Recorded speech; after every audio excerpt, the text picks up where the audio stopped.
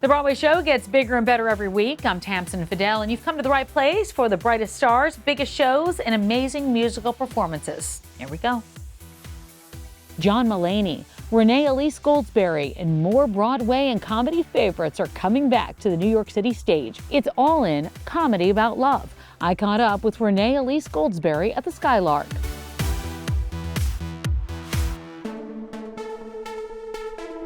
So you are all in. I am right all now. in, all in. It's wonderful. It's this amazing comedy. These wonderful stories that were originally published in The New Yorker by Simon Rich, who is a fantastically hilarious and touching writer from SNL. He's done so many other things. And the cast, rotates. So right now it's me and John Mulaney and Fred Armisen and Richard Kind, and I kind of feel like I'm just name dropping. I know, this is the time to name drop. Boom, boom, and then it continues. Okay. I'm the girl now, but then we have Chloe Fineman, then we have Adie Bryant, then we have Annalie Ashford, oh my God, then we have Lin-Manuel Miranda, Jimmy Fallon, Nick Kroll, David Cross, Andrew Rannells, Tim Meadows. Did I miss anybody? I think I got everybody. That was really good. Yeah. That's an amazing cast. It is, and just to say they rotate, so I'm only in with the first three gentlemen, but there's you have a fun cast, I have too. a really fun cast, and I have to add there is also a musical element because it slays me. There's a wonderful band on stage playing music by the Magnetic Fields, this awesome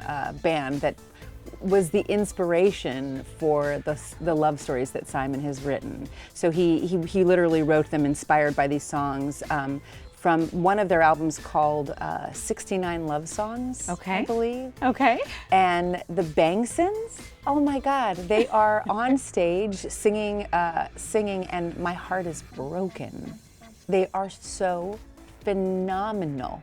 I'm just like, I love the idea of a rotating cast, Yeah. though. Is that because they wanted everyone to do it for just a set amount of time? I mean, you said yes, I'm sure, when you saw this right away. I did actually, because it's like a hang. Yeah. I mean, and it even feels like a hang on the set. It feels Nice. like, it feels like this. We're sitting in chairs, we have these binders, and we have this band, and we have illustrations from Emily Flake from The New Yorker, which is beautiful because these stories were originally published in The New Yorker, and now they have this space on Broadway, and it's kind of your senses are just, really just satisfied in all areas. I feel like this is the time of year for a show like that. Love, who we spend time with, relationships. You can always see yourself. I think everyone sees themselves in something like that on stage. Well, my 22nd wedding anniversary was last night. Oh. And I was thinking about, how hard it would be when I'm this close to sitting in a chair reading these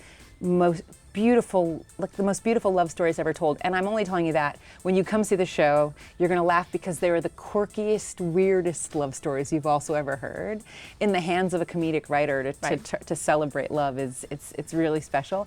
But to do it and to not feel like I had any access to it in my own life would be a little different. I think this is very inspirational and very, it makes you feel like, love is something that we are all entitled to and that we can actually have. In comedy, do you love doing comedy? I'm sure you love doing a little bit of everything, but comedic roles are always so fun to watch you in. Thank you. You're welcome. I'm always amazed at the turns my career takes. Yeah.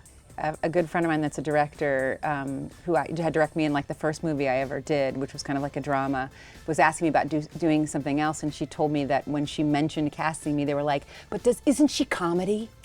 Wow. You know what I mean? Right. So now it's a thing, Yeah. and I'm so grateful for that. Yeah, I think it's from the ability to be in documentary, now co-op. It's just like a wonderful celebration of company and that documentary about Stephen Sondheim and the making of that musical. Sure. And then Girls Five Eva. Yes. This wonderful show that was produced by Meredith Scardino and Tina Fey and a wonderful team of producers with Busy Phillips and Paula Pell and Sarah Bareilles, and we just have this wonderful cast of Broadway royalty that will kind of slip in every once in a while on the show, and I get so excited when I see that. You do? Yeah, I do. I get I so do excited. I get too. really like proud and excited when I see that in shows. Yeah, 100%. I have to tell you, I feel that I live in a golden age Yeah. Oh, because I feel like the world is aware of the talent on Broadway. Yes, I think finally.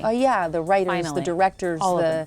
the designers, the actors, Yeah. the musicians. I believe that they know to come. I mean, it's not like it's new. No, I know, but I think there's a new awareness. I do think that it's a heightened awareness. It's a How about heightened that? awareness, and it feels like we're everywhere. Yeah, and I love it. And I love the blurring of lines, to stand on stage with these tremendous actors and comedians and feel very welcome, very supported, and just be laughing with them is something I can't wait to share.